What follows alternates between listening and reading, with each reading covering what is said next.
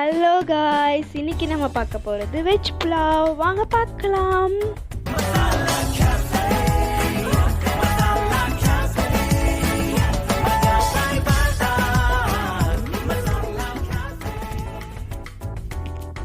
First veg pulao பண்ணுறதுக்கு முன்னாடி அரிசி ஊற வச்சிடலாம்.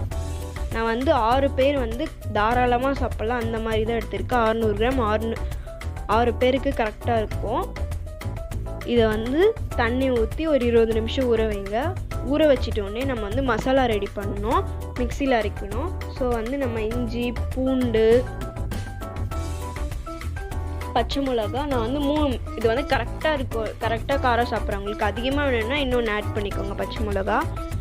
அப்புறமா பட்டை, லவங்கம், மிளகு ஆட் பண்ணிக்க. ஏன்னா காரமாக எல்லாமே இது மட்டும்தான், வேறு எதுவுமே நம்ம ஆட் பண்ண மாட்டோம் இதில். அப்புறம் சோம்பு, இதெல்லாம் ஆட் பண்ணிட்டோன்னே மூடி வச்சு நம்ம மிக்சியில் அரைக்க போகிறோம். நல்லா மையாக அரைச்சிருங்க, ஏன்னா இது மசாலாவோடு சேர்ந்து இது பண்ண போகிறோம்.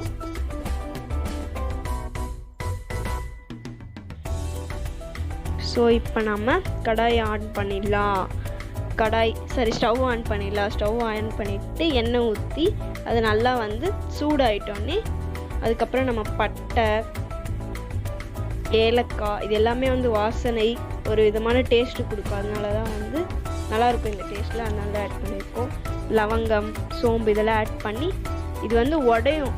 அந்த சமையல் சிக்குன்னு உடையும். அந்த டைமில் நம்ம வெங்காயத்தை ஆட் பண்ணிடலாம். வெங்காயத்தை ஆட் பண்ணிட்டோன்னே இது நல்லா ப்ரௌன் கலரில் வரணுங்க.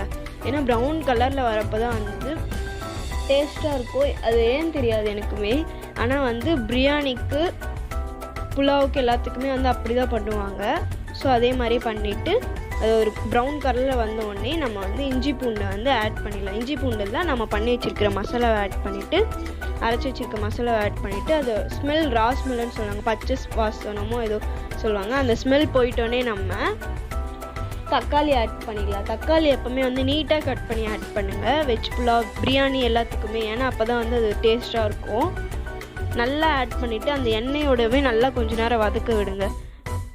அதில் இருக்கிற தண்ணிலாம் வெளியே வரும். அதுக்கப்புறமா நம்ம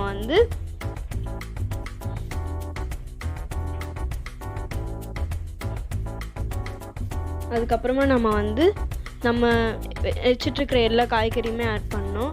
என்கிட்ட கேரட், பீன்ஸ், உருளைக்கிழங்கு, பட்டாணி இது எல்லாமே இருக்குது.